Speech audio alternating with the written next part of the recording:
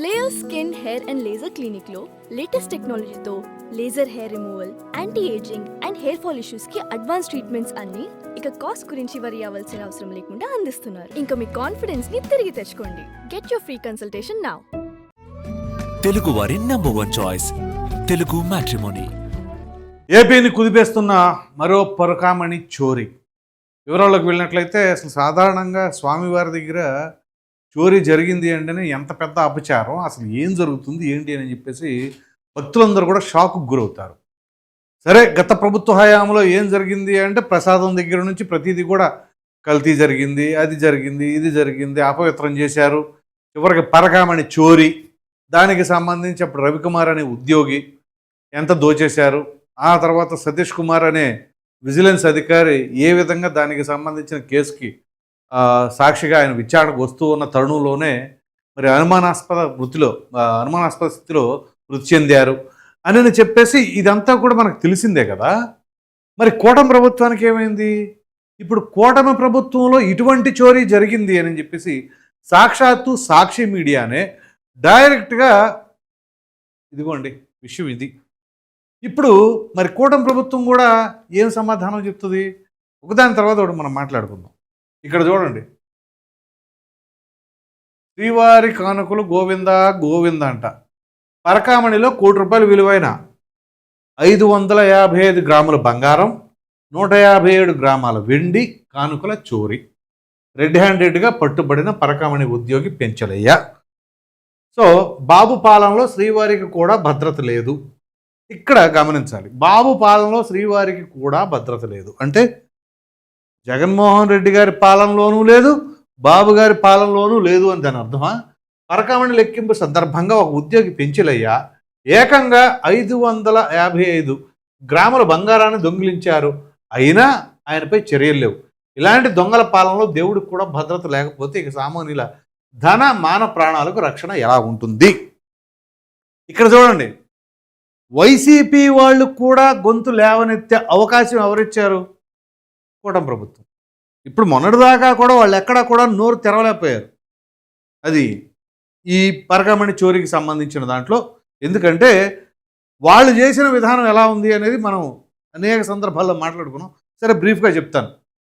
ఆ పరకామణి చోరీకి సంబంధించిన దాంట్లో ఒక $9,000 ఏదో మొత్తానికి ఆ రోజు దొరికింది. దానికి సంబంధించి జగన్మోహన్ రెడ్డి కూడా ప్రెస్ మీట్ పెట్టి ఏమన్నారు, ఇదేముంది $900, $9,000 అదేముంది తప్ప, అది పెద్ద ఇది కాదు, దానికి 15 కోట్లు రికవరీ చేశారు, అది ఇది అసలు లోక్ అదాలత్లో చేశారు అని చెప్పేసి ఆయన చెప్పుకొచ్చారు. సరే, ఇక్కడ లోక్ అదాలత్లో ఎలా చేస్తారు అని చెప్పేసి అందరం ప్రశ్నించాము. అది కరెక్ట్ కాదు అన్నాము. అంతవరకు బాగుంది.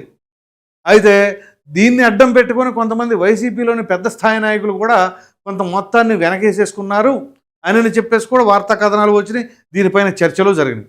సరే, వాళ్ళు చేసిన పాపం తప్పులు అన్నీ బయట పెట్టారు, ఎండగట్టడం బాగుంది. మరి ఇప్పుడు దీనికి కూటమి ప్రభుత్వం ఏం సమాధానం చెప్తుంది? సో ఈ 555 గ్రాములు బంగారం ఇక్కడ చూడండి, పరకామణి చోరీ కప్పెట్టిన కూటమి ప్రభుత్వం. తిరుమల తిరుపతి దేవస్థానాన్ని రాజకీయ వేదికగా వాడుకుంటుంది కూటమి ప్రభుత్వం.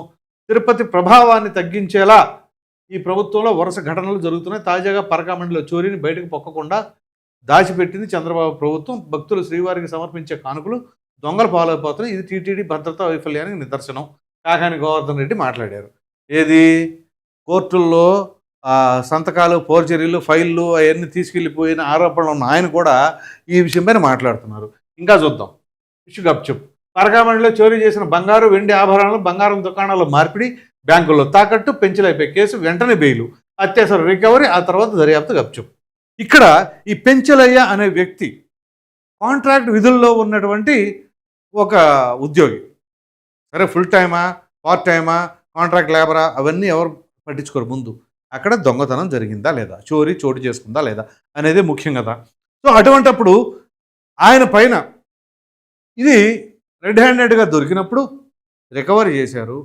మరి బెయిల్ ఎలా వచ్చింది? ప్రభుత్వం దాన్ని సీరియస్గా తీసుకోలేదా? అఫ్కోర్స్ ఇది జరిగింది ఎప్పుడు? 2025 జనవరి 11వ తేదీన. సో ఇక్కడ మనం అనేక కోణాల్లో కూడా ఆలోచించాలి. ఈ జనవరి 11, 2025 అంటే సరిగ్గా ప్రభుత్వం ఏర్పడి ఒక 6 నెలలు 7 నెలలు అంతే. ఈ 7 నెలల కాలంలోనే అఫ్కోర్స్ టీటీడీ బోర్డు అయితే ఫామ్ అవ్వాలి, గుర్తుంచుకోండి. ఇది కొంచెం అండర్లైన్ చేసుకోండి. టీటీడీ బోర్డు ఫామ్ అవ్వాలి. అఫ్కోర్స్ టీటీడీ బోర్డు ఫామ్ అవనంత మాత్రాన దానికి ఏమి సంబంధం లేదా ప్రభుత్వానికంటే ముమ్మాటికి కుదరదు, ఖచ్చితంగా ఉంటుంది ప్రభుత్వం బాధ్యత.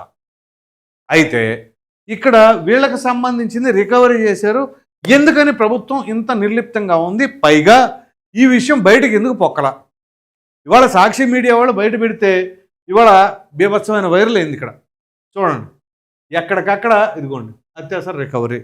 సో ఇది ఏంటి, దేనికి నిదర్శనం అంటే వైసీపీ వాళ్ళ హయాంలో జరిగిన దాంతో పోలిస్తే ఇది తక్కువే కావచ్చు, కానీ అప్పుడు జరిగింది ఇప్పుడు జరిగింది. అంటే అక్కడ టీటీడీలో అసలు ఏం జరుగుతుంది, ఎవరి ప్రమేయం మేరకు జరుగుతుంది, ఎందుకని ఈ విధంగా జరుగుతుంది రిపీటెడ్గా? గతంలో ఎన్నడూ లేని విధంగా పరకామణిలో చోరీ ఇప్పుడు వరుసపెట్టి ఎందుకు జరుగుతున్నాయి?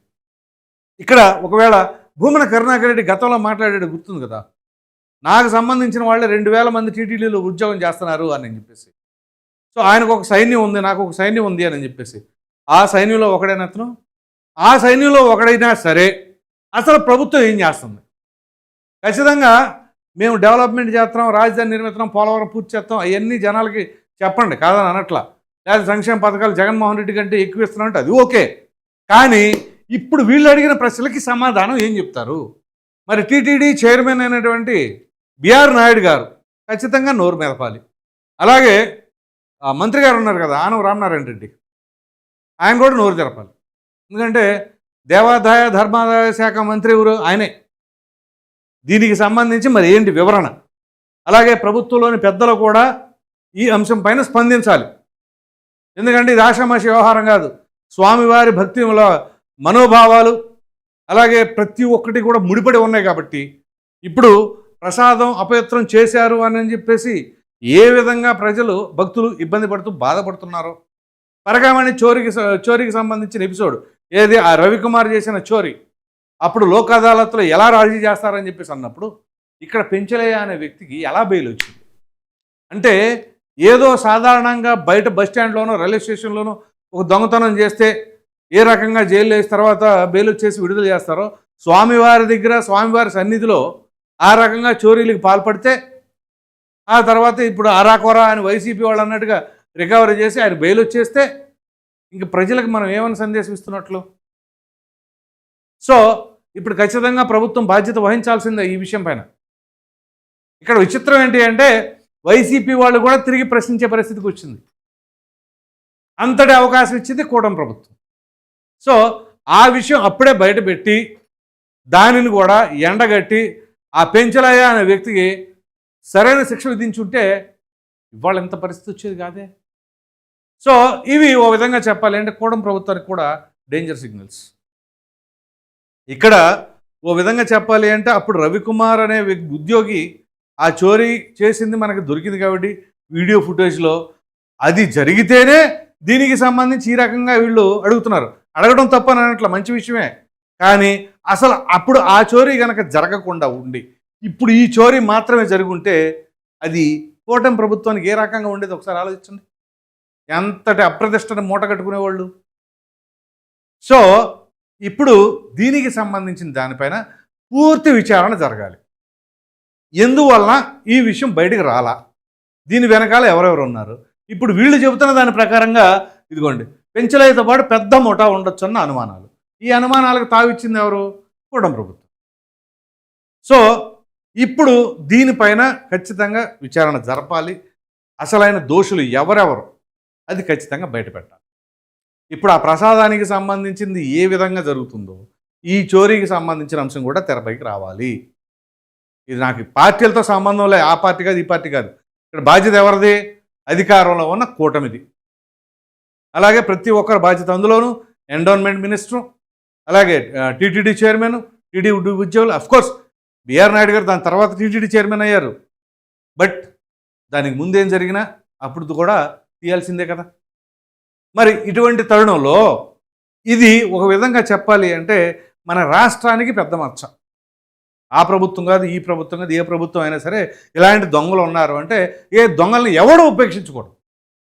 అప్పుడు జగన్మోహన్ రెడ్డి అయినా ఇప్పుడు చంద్రబాబు నాయుడు అయినా ఏ ఒక్కరైనా సరే వదలకూడదు. ముందుగా ఈ విషయం పైన ఎక్కువ ఎవరు రెస్పాండ్ అవ్వాలంటే డిప్యూటీ సీఎం పవన్ కళ్యాణ్. ఎందుకంటే ఆయన సనాతన ధర్మం అని, అప్పుడు అపచారం జరిగింది అని, కొంచెం అమ్మవారి ఆలయం దగ్గరికి వెళ్ళారు, మెట్లు అడిగారు, మంచిదే. ఇప్పుడు దీనికి సంబంధించిన అంశం కూడా మీరు బయట పెట్టండి. పవన్ కళ్యాణ్ గారు దీనిపైన కొంచెం సీరియస్గా తీసుకొని విచారణ చేపట్టి అసలైన నిందితులు ఎవరైనా సరే, అది సొంత పార్టీ వాళ్ళ, లేదా కూటమిలో వాళ్ళ, లేదా మన కూటమిలో అలయన్స్లో ఉన్న పార్టీ నేతల, ఎవరైనా కానీ, లేదు భూమన కరుణాకర్ రెడ్డి చెప్పినట్లుగా ఆయన సైన్యంలో మెంబరా, ఏదైనా సరే, అది ఏ పార్టీ వాళ్ళని, ఇక్కడ పార్టీలు కాదు కదా, ప్రజలకి భక్తులకి సంబంధించిన, స్వామివారికి సంబంధించింది. ఇక్కడ కూడా రాజకీయాలకు తావేమాకండి. ఇదిగో ఇక్కడ వీళ్ళు రాసింది అదే, ఏంటది, రాజకీయాలు చూడండి బయటకు పోకుండా పెట్టిన చంద్రబాబు ఇదిగోనా రాజకీయ వేదికగా వాడుకుంటుంది. తిరుమల టీటీడీ దేవస్థానాన్ని రాజకీయ వేదికగా వాడుకుంటుంది కూటమి ప్రభుత్వం. అసలు రాజకీయంగా ఎవరు వాడుతున్నారు? ఇక ఇప్పుడు అందరూ వాడుతున్నారని అనుకోవాలా? సో రాజకీయం చేయటానికి మనకు కావాల్సింది టీటీడీనేనా? రాష్ట్రంలో అనేక రకాలైన సమస్యలు ఉన్నాయి, అనేక నియోజకవర్గాలు, అనేక జిల్లాల్లో. వాటికి సంబంధించి మాట్లాడండి, అది ఎవరైనా కానీ స్వామివారికి సంబంధించి మాత్రం ఎవరైనా సరే రాజకీయం చేద్దామని అనుకుంటే దాన్ని ఎట్టి పరిస్థితిలో ప్రజలైతే ఉపేక్షించరు. అది చంద్రబాబు నాయుడు, పవన్ కళ్యాణ్, బీజేపీనా, లేకపోతే వైసీపీనా, ఎవరైనా సరే. ఇప్పుడు దీని వెనకాల ఎవరున్నట్లు. సో వాళ్ళేమో అంతంత దోచేసి రాజీలు చేసేసి వాళ్ళ పేర్లలో అకౌంట్లో వేయించుకున్నారని చెప్పేసి వాళ్ళపైన అప్పుడు కథనాలు. ఇప్పుడు చూస్తేనేమో ఇదిగో పెద్ద పెద్ద స్థాయి నాయకులు ఉన్నారేమో అనే అనుమానాలు. ఇది క్లియర్ కట్గా చెప్పలే, వాళ్ళు కూడా చాలా జాగ్రత్తగానే పెట్టారు. చూడండి, పెంచలయ్యతో పాటు పెద్ద ముఠా ఉండొచ్చు అన్న అనుమానాలు. ఇది ఎవరు ఆ పెద్ద ముఠా? సో అదంతా కూడా ఖచ్చితంగా బయటికి రావాలి. ప్రజలకి భక్తులకి తెలియజేయవలసిన బాధ్యత ప్రభుత్వం పైన ఉంది. మరి చూద్దాం, వాళ్ళు మరి దీనిపైన విచారణ జరిపించి అసలు వాస్తవం ఏంటి అని చెప్పేసి తెలియజేస్తారని ఆశిద్దాం. మరి మీరేమనుకుంటున్నారు ఈ చోరీ పైన అనేది ఖచ్చితంగా కామెంట్లో తెలియజేయండి. Thank you.